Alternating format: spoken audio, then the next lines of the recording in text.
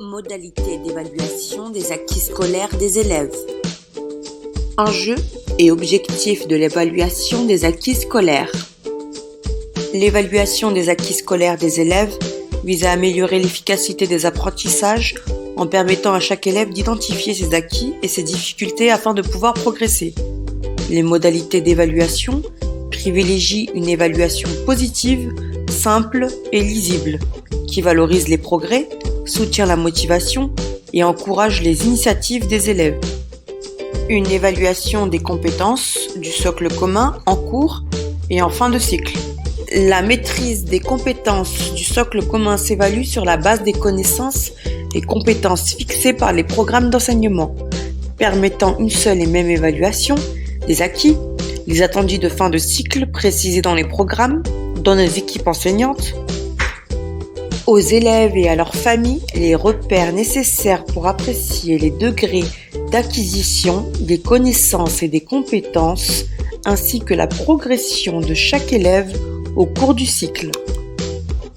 L'évaluation en cours de cycle. Les modalités de l'évaluation sont laissées à l'appréciation des équipes, dès lors que les connaissances et compétences acquises et celles restant à consolider avant la fin du cycle sont clairement explicitées pour les élèves et leurs parents.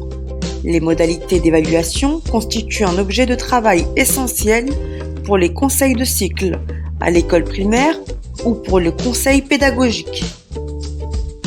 En fin de cycle, le niveau de maîtrise de chacune des composantes du socle commun de connaissances, de compétences et de culture est apprécié selon une échelle de référence comportant 4 échelons.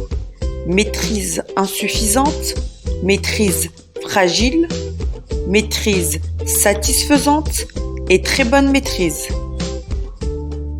Le livret scolaire unique du CP à la 3e. Pour améliorer le suivi des apprentissages, un livret scolaire de la scolarité obligatoire est créé pour chaque élève inscrit dans une école ou un collège de l'enseignement public ou privé sous contrat. Ce livret scolaire comprend des bilans périodiques qui se substituent aux anciens livrets des écoles et aux bulletins des collèges.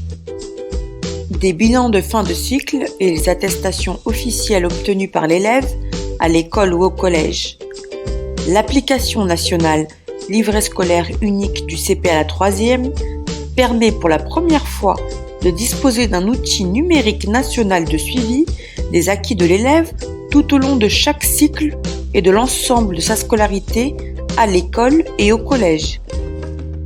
Le diplôme national du brevet.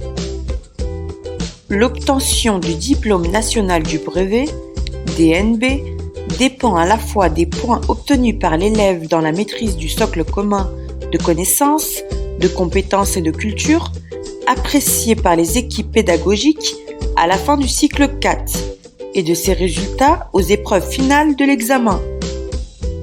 Les évaluations de début de CP et de CE1. Les compétences en français et en mathématiques des élèves de CP sont évaluées dans le courant du mois de septembre, puis de nouveau lors d'un point d'étape en février.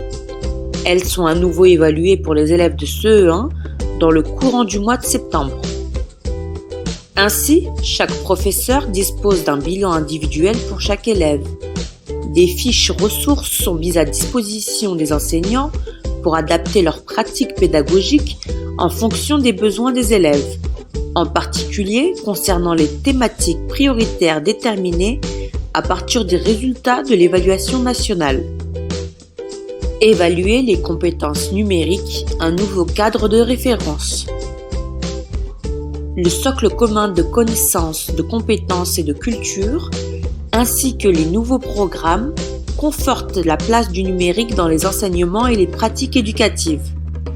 Un nouveau cadre de référence rassemble et organise de façon progressive et selon des domaines spécifiques les compétences numériques développées de l'école élémentaire à l'université, ainsi que dans le cadre de la formation continue.